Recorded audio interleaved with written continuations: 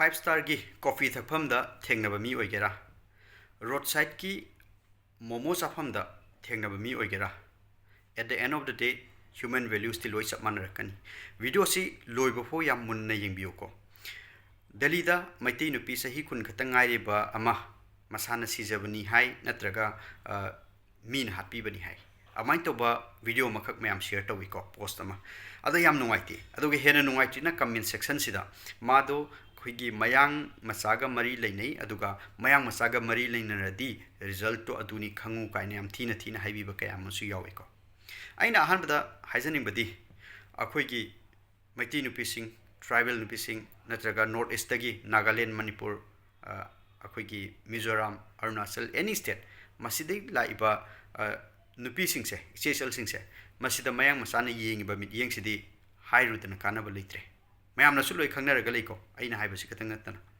ada sigi case sigi oina magi sita sengna ma kari thoino haibado ai samaknu di khangudre ado comment toriba mayamna su khangba oide ko karino ado khangdana yam thina leikhidra matungda haibibado madumudi haihanjaning de ta sengna nungaite ko haidi magi family le hori magi maru mapang mari mata sing khangna chanaba friend circle le hori close oiba maduna uba matamda su yamna nungaitebdu oigani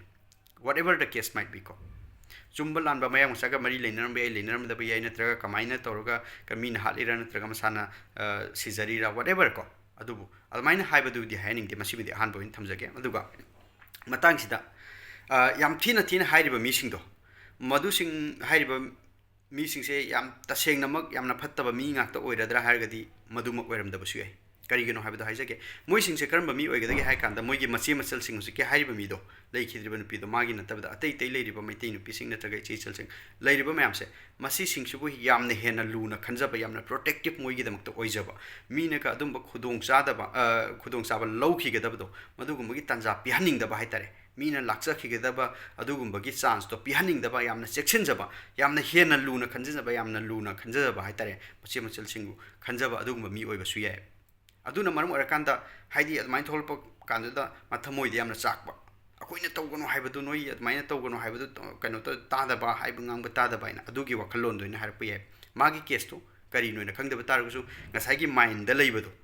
so hanning daba adagi phattanung da tho hanning daba minu se thawoidana kano to hanning daba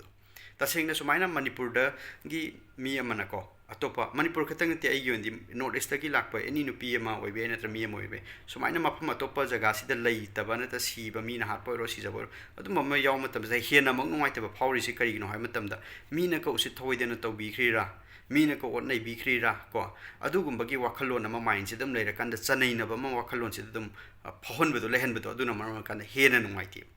adu matang sida aina haijaning badi chechal sing ko tasengna doctor oiba mi amaga film da movie da doctor oiba mi amaga sa movie da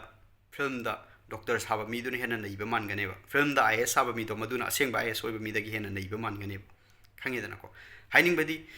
karino haiba tam da toksinabdo ngahak tangi toksinaraba yai mayang macha mana noiga thengna matam da yamna gentleman sarakhiba yai ko dress yamna nanna selakhiba yai sel gasi tingthokpada pamu khidaba yai ko 10,000 20,000 30,000 ngahak tangi kaino macha awada restaurant amada kai da heta naiba mongsi tawro utkhiba yai ngasai gi acting tawba matam da mi khuding loin tawni haibadi natte ko adagi thabak tawminaba mafam da su private companies da thabak tawmi am leiri ko ado higher position amada leiba nupa amana gasi amai tawrkhiba yai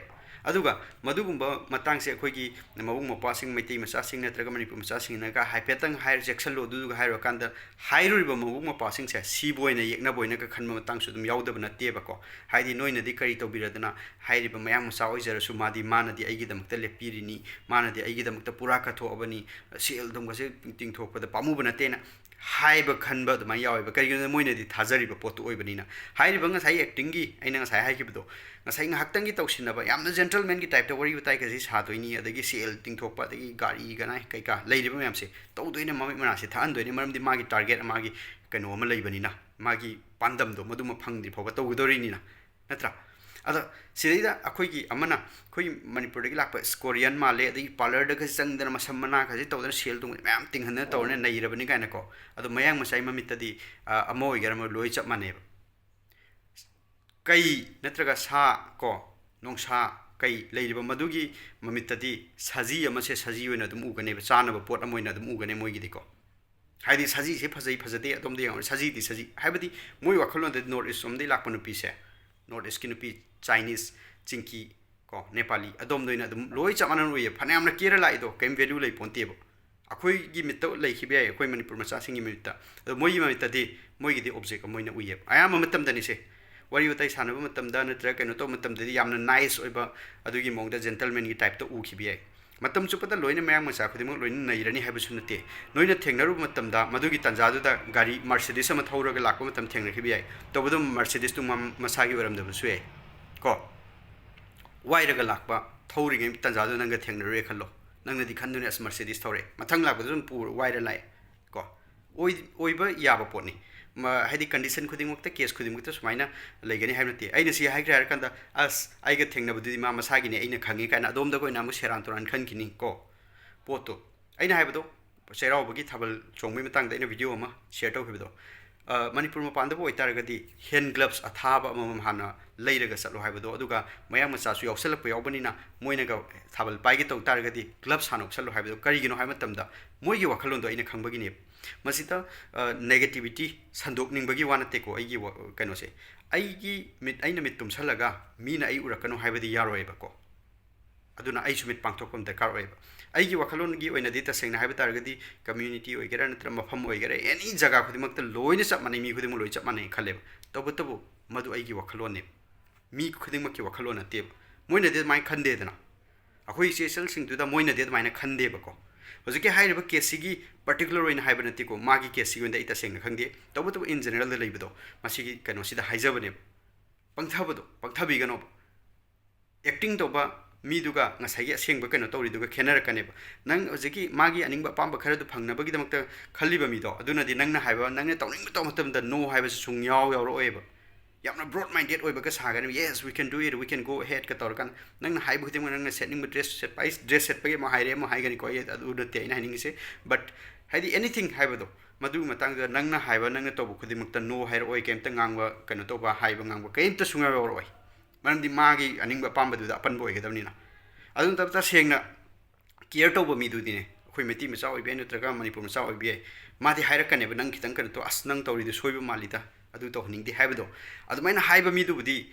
haidi nangna aningba pamba du da ayet pa mo oirini na madu gi against nutraga madu kano to gono hairi ni na ma budi yekna boy no u khiba su yaeba but ta sengna care to ba mi ta sengna khanjaba mi ka se haidi mari leina bai wa khatang natana ko haidi mabung mo pa maina ta sengna care to ba mi du di adum haira kaneba nang soi mata sima di soi ri he haibda eng sai haigibdo 5 star da thengna bo itarusne mi di mi neba adagi road side ta momo safam da thengna ba mi do moi khudimuk to no loi pharani haibna te ko haidi mi di loina value human value se adu loi chap manai habdu ne be at the end of the day as nga sai 5 star da thengna ni ma di tongan min no edum na te adu admaina khanbe ya deba anjai no matang haktang da palising kun ko thra cross to thoiba nangi da muktani kana tawriba ko haidi khudamaina adu mi do nangi da mukta punchi chupa da mai tawr leigani haibusu leite nuti khudin mai tawgani haib leite to khibe numit kharani gi matam kharani gi magi aningba pambadu na phangdi pho leidana madu kawba yade ba aduna human value sidagi hen maru oiba mioi bagi punsi dagi hen maru oiba poche kaimta leite aduna hekta akhoi gi kari haitare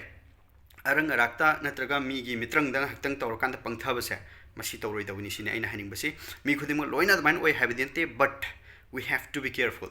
manam di moi yi wakhalon do khangi ai yi oina superstar loina yengba batam da phana kuire ma pandale repase mayang masa kayama su loini imana boina su loini maru pang loini wakhalon se tasengna dum tongali ai maru pang sibu singdubu moi gi moi phatana haibi wadin te but moi da leiba concept ama mindset ama kano do modi potu tongali khoi gi tongali aina haijini masi yam tongali mi atis mayam khangani duni chejal sing section biu ngasai haijaki buduni sa kai gi mamitadi saji oina dum ugani saji na phanam na kegera phanam kano tawgera ko loi chapmanagi moi gi mamitadi just kano moi gi chana ba pot amoina dum ugani maduni aduna matam chupada section ba man darkar oi have jini aduga hoji ke hairi ba case to gen ta sengna nuaite magi justice phangbo oisanu whatever madu maral leiba natraga magi whatever reason behind madu sena ba mi gumba yarum taraga di madu kano to bo oisanu aduga thina habi bodu mati nuaite na mukaso na haijage ta sengna su nuaite mind sida chamam na ba ma so dum phawi kari no mino what pina bikri ra mino se thoi dana to bikri ra haibagi potu ma su dum phawi adu ma haijara ga lo senjara ge thank you everyone